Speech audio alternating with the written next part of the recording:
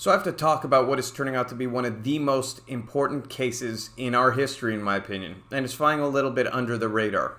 Which case am I talking about? I'm talking about the case of the McCloskeys. And if you don't know this story, it's these two people, these homeowners, whose home was invaded, essentially. Their private property was broken into. The gate was broken down. A mob of people came onto their property and were screaming that they're going to burn down their house, they're going to kill their dog. And the McCloskeys called the police. The police did not come. So finally, they came outside armed and said they're going to stand their ground and protect their home. The protesters filmed it. We're talking about a mob of people here. At a time where buildings were being burned down, where people were being beaten on the street, where there was shootings, where there was mass chaos. That's when this was happening. So context is important as to why they may even be beyond on edge. But either way, if a mob of people broke onto your private property, you called the police and the police didn't come, you're well within your constitutional rights in any state to defend your home and to defend your wife and to defend your property. That is a constitutional right. So what did they do? They just stood there. No one was harmed. The protesters eventually left because thank God they were armed. Because the truth is, if they weren't, their home may have been burned down. Their dog may have been killed. His wife may have been raped. But none of that matters. You know why? Because it was BLM protesters who were on their property. And therefore, any response is wrong. So what's the follow-up to this? Now, I thought that this would just blow over. I thought when I watched this, hey, good for them. They defended their property as well within their constitutional rights, a foundational principle of this country. But no, the circuit attorney is now trying to indict them potentially. The circuit attorney sent police to their home to take their guns. I want to read the circuit attorney's own words because this is crazy in my opinion. It just shows how far they're willing to manipulate a narrative, just to have their own political viewpoint pushed. I am alarmed at the events that occurred over the weekend, where peaceful protesters were met by guns and a violent assault. We must protect the right to peacefully protest, and an attempt to chill it through intimidation or threat of deadly force will not be tolerated. My office is currently working with the public and police to investigate these events. Make no mistakes, we will not tolerate the use of force against those exercising their First Amendment rights, and will use the full power of Missouri law to hold people accountable. That is a threat. Now let's just look at what actually happened. Were people peacefully protesting? No. The second you break a gate down and go onto someone's private property, you are not exercising your First Amendment right. She's psychotic to even say this. She should be fired for saying this. No public official should be able to define the First Amendment as breaking down someone's gate, stepping on their private property as a mob, threatening to kill their dog and burn down their home, and then defend those very people.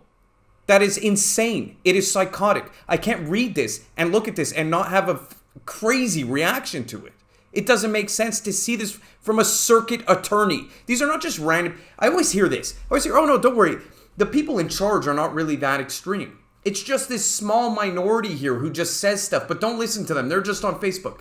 They're just, some random group on the street. No, this is a circuit attorney who has the power to prosecute people. This is the same circuit attorney who sued the police union for a racist conspiracy in a lawsuit. By the way, a clause used specifically to target the Ku Klux Klan back in the day, not the police. This is crazy. Let me explain why. The police didn't show up when they called the police, when there was a mob of people who broke onto their private property. But the police are now showing up to confiscate their firearms, in my opinion, illegally, because they didn't break any laws. Their guns are being confiscated. At a time where that same circuit attorney, who, by the way, this is important because I just did an interview with a former special agent who really educated me a lot on these Soros stories, and I used to always believe these were conspiracies, but let me tell you something. This circuit attorney is publicly funded 70% by George Soros. And what is this circuit attorney doing?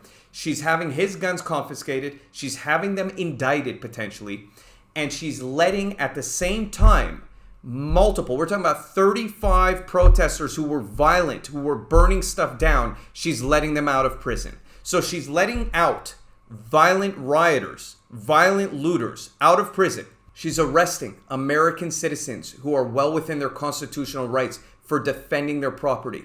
She's at the same time defunding the police and handicapping the police. So let's just look at the things that are actually taking place here and what it means if it happens. The first thing you have happening is the police are being handicapped and defunded and destabilized. So that's just one part of it. The police are unable to do their job fully anymore. In other words, if your home is being broken into, like in this case where it was, the police just can't show up for whatever reason. They didn't make it that night, and there may be many more nights like this where they don't make it, especially if anarchy keeps ensuing and people keep defending violence. So that's the first thing you have happening. Less police. Police who can't do their job anymore. Eventually, maybe no police. Who knows? It seems like for many people, that's the end game. But that's the first thing that's happening. What's the second thing that's happening? They are taking away your own right to defend yourself. They are taking away your Second Amendment right. They are sending police to your home. These same police who they say should no longer defend you, who should no longer have jobs.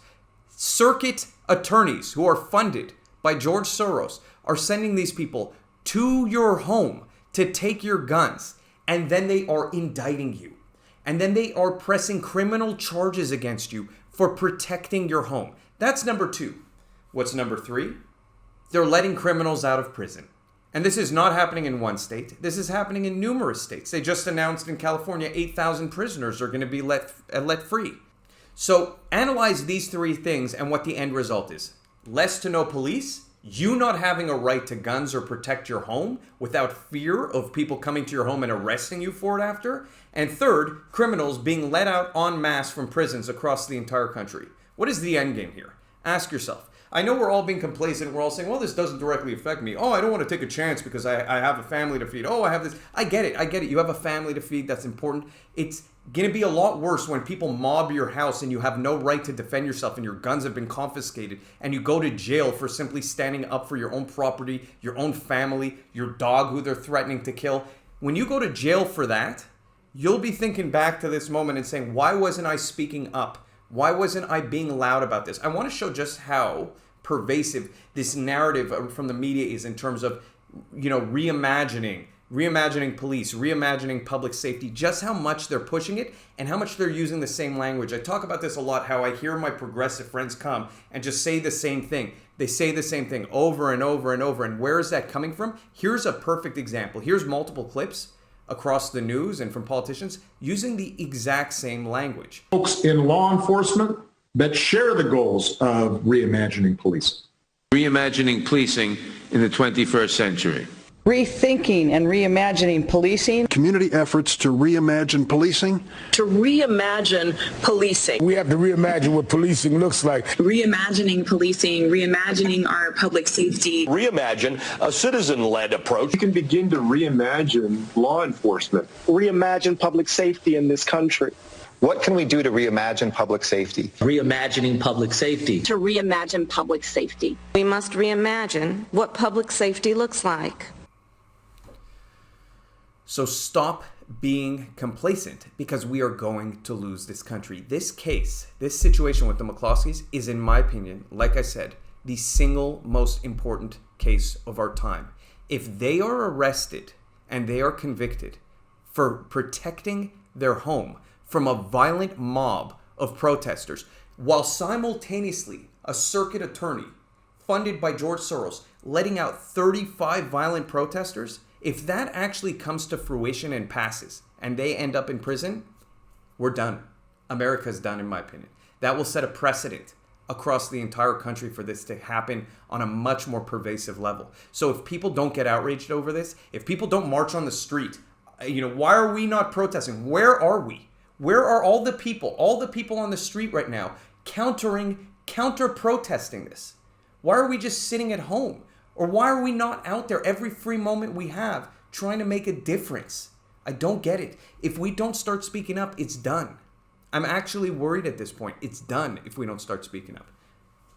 Anyway, if you like this video, please like and subscribe and ring the little bell. It'll notify you when I make more videos.